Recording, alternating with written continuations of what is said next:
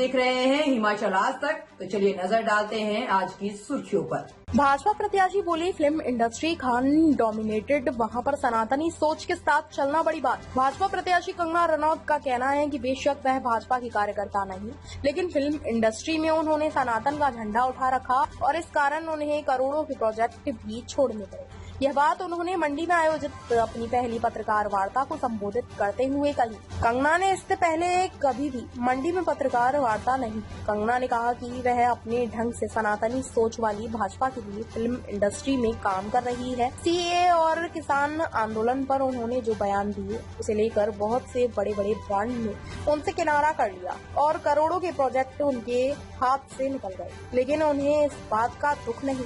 इसी कारण film industry में वह अकेली पड़ गई और उनके बहुत से दोस्तों ने उनका साथ भी छोड़ दिया, लेकिन उन्होंने हिम्मत नहीं हारी। एक समय ऐसा आ गया जब उन्हें अपनी जमीन और अपने गहने तक गिरवी रखने पड़े। उन्होंने फिर से राम सेतु का उदाहरण देते हुए कहा कि वहां पर एक गिलहरी द्वारा छोटा सा कंकड़ डालकर भी अपना योगदान दिया था। उसी तरह मैं भी अपना काम कर रही हूं और शायद इसी कारण भाजपा ने उन्हें चुनाव लड़ने का मौका दिया।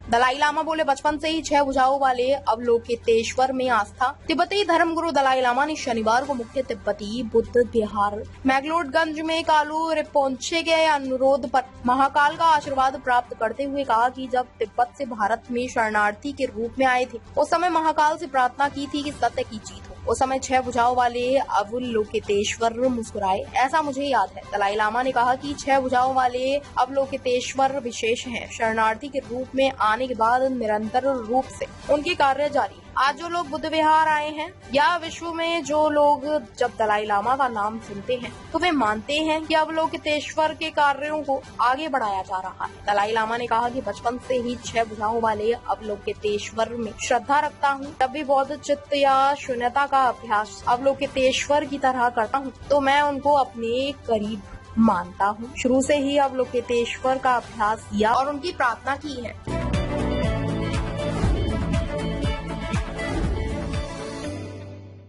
आम आदमी पार्टी के अधिकतर नेता जेल में हैं या बेल पर हैं। केंद्रीय मंत्री और हमीरपुर से बीजेपी उम्मीदवार अनुराग ठाकुर ने आम आदमी पार्टी पर तंज कसते हुए कहा कि जिन लोगों ने भ्रष्टाचार किया है, जांच एजेंसियों और अदालत ने उनके खिलाफ कार्रवाई की है और जिन्होंने भ्रष्टाचार किया है वो कुछ जेल में हैं और कुछ बेल पर हैं। अनुराग ठाकुर ने कहा कि आम आदमी पार्टी जो भ्रष्टाचार के खिलाफ आंदोलन करने पर बनी थी, आज भ्रष्टाचार में डूबी हुई पाई जाती है। इनके अधिकतर नेता जेल में हैं या बेल पर हैं और बस युवा के लिए टिप्पणियां करते हैं और महिलाओं को पीटते हैं। अनुराग ठाकुर ने कहा कि 4 दिन पहले आम आदमी पार्टी के एक सांसद सार्वजनिक रूप से कहा है कि स्वाति मालीवाल को सीएम आवास में पीटा गया और 2 दिन बाद आम आदमी पार्टी के एक अन्य मंत्री ने महिला स्वाति मालीवाल के साथ दुर्व्यवहार किया और उन पर आरोप लगाया। अनुराग ठाकुर ने कहा कि आम आदमी पार्टी का महिला विरोधी चेहरा बेनकाब हो चुका है।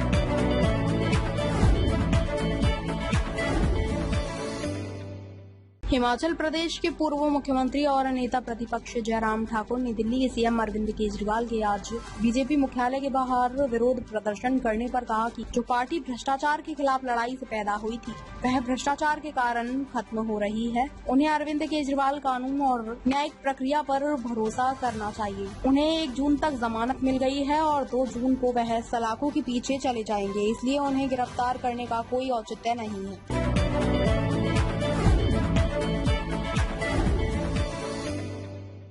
हिमाचल में बनी हृदयघात, अल्सर और बीपी समेत 7 दवाओं की सैंपल फेल। अप्रैल के ड्रग अलर्ट में हिमाचल प्रदेश की 7 दवाओं समेत देश की 50 दवाएं मानकों पर सही नहीं पाई गयी। हिमाचल में बनी संक्रमण, हार्ट फेल, किडनी, उल्टी, अल्सर, बीपी व घबराहट की बीमारी के लिए तैयार की गई दवाओं के सैंपल फेल हुए हैं। सोलन जिले की 4, सिरमौर की 2 व ऊना के 1 कंपनी दवाओं के सैंपल फेल हुए हैं। केंद्रीय औषधि नियंत्रण संगठन ने अप्रैल में देश भर में दवाओं के सैंपल लिए थे, जिनमें 50 दवाएं मानकों पर सही नहीं पाई गयी। संबंधित दवा कंपनियों को नोटिस जारी किए जाएंगे।